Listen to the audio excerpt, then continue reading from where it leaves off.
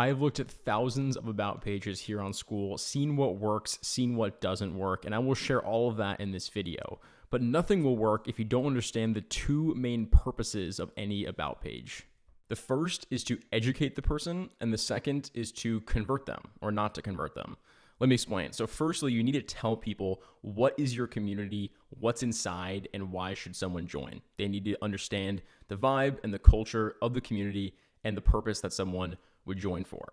Now, secondarily, it's important to know that after they've been educated on this, they will come to a decision of if they should join or not. So the right people that you want to attract will join and will be converted, and the people that you don't want to join will be educated and then choose that it's not for them, and that's okay. You don't want 100% of people to land on your about page to join it. There's kind of a self-selection process. So let's use an analogy of a sidewalk with some stores on it, right? So here's an example of a store that neither educates nor converts, right? You can see it's next to a cafe, some sort of like women's clothing or flower store, but you have no idea what is going on inside of the store. This is a blank about page. You have no idea what they're selling. If they're selling anything, it looks rather abandoned. There's no call to action. I'm just going to walk by this, unless I think it's some kind of exclusive club, then I might check it out. In any case, let's look at one that only tries to convert, right? So let's skip the education process and just try to sell them immediately. Does this look interesting to you? Would you ever walk into a store that just says buy now, on sale, beyond maybe some curiosity? You really have no reason to join this because you haven't been told who this is for, what's inside. You're kind of jumping the gun by assuming that I want to buy now or care about a sale if I don't know what's inside. So lastly, let's look at this store.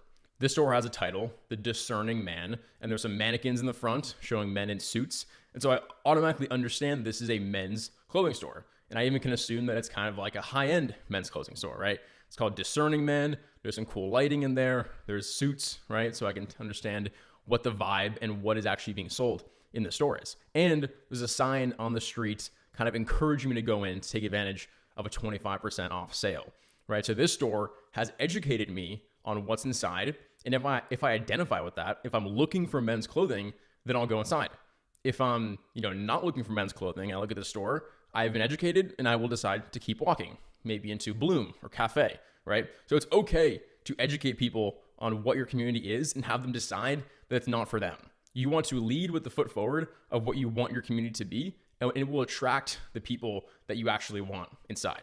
So let's go over to Skool and actually figure out what that looks like on an about page. So starting off here with Mikey's Money House, the first thing that I see when I land here is consistent branding everywhere. The same colors back here, the same colors on the thumbnail, the same colors on the cover image. And I can see that this is, financial money related. Mikey's Money House. The title kind of leads with that. Everything you need to know about money lives here. So the first thing that I'd recommend having on your about page is a simple 2 to 3 minute video like this one, where you're just describing, again, what is this community, who is it for, and why should someone join? Now, really importantly, you'll notice here that there's no crazy editing, there's no crazy lighting. He's just standing in front of a whiteboard and authentically and personally explaining what the community is and inviting people to join. So the first thing I recommend is a simple video like this. Secondly, you can see here, he has an image that shows all of the value proposition and things that are in the community. Weekly classes, one-on-ones, in-person meetups, weekly giveaways, full DM access. I know within 30 seconds of landing here, what do I get for $8? And I can make that decision of if I want to join or not. Let's also look at this example real quick. This is an AI Automation Society by Nate Herc. And the first thing that I see when I land here is 100 plus N8N templates. So in his YouTube video, he calls out that in this free community, you can get access to these templates. And so the first image that I see here matches that perfectly. And I know I'm in the right spot. So I can quickly make the decision, this is the community I want to join in order to get access to the thing that he promised, which are these templates. So if you have tangible, valuable things people can get inside the community, lead with that and make sure it's obvious from the cover image.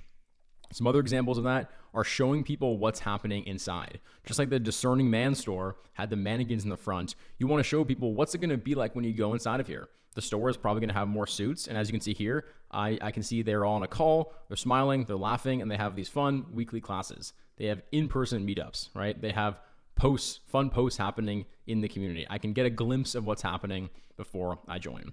Now moving down to the description here, The best kind of description is actually quite simple. It's just, again, reiterating what do you get inside, bullet point, bullet point, bullet point. Who is this for? Bullet point, bullet point, bullet point. The more specific you can be about what's inside this community, the better. Weekly classes on rotating topics, credit, debt, saving, and more. One-on-ones for no additional cost. Who is this for? Struggling with money, you'll finally learn how to handle it. So I can just quickly glance through here and see, yes, that is me, or maybe no, that's not me. And I can come to that decision of if I want to join or not. Now, importantly, a lot of topics have a lot of different people teaching them. So how do you differentiate yourself? Well, let's look at some examples like the Fit Mama Club.